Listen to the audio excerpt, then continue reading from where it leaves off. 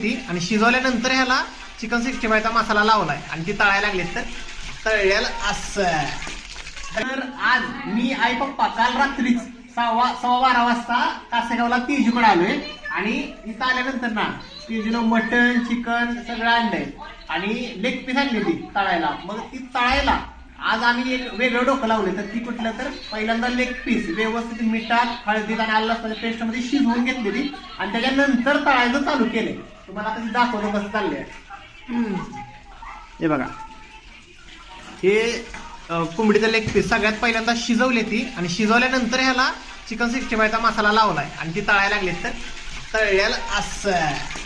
तर याचा फायदा काय होतोय की कच्चं चिकन कच्चं लेग पीस जर डायरेक्ट आपण तळलं तर त्या आतनं रक्त राहतं जरा कच्चं राहतं शिजत नाही व्यवस्थित. त्यामध्ये खाताना आपल्याला व्यवस्थित मजा येत नाही वरचं खाल्ल्यानंतर.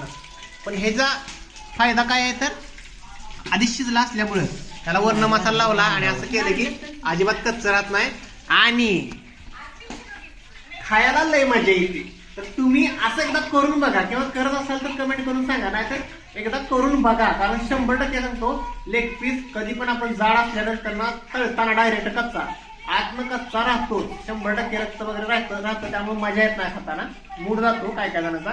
तर असं करून खाल्लं तुम्ही तर 100% सांगतो लय मजा येणार आहे.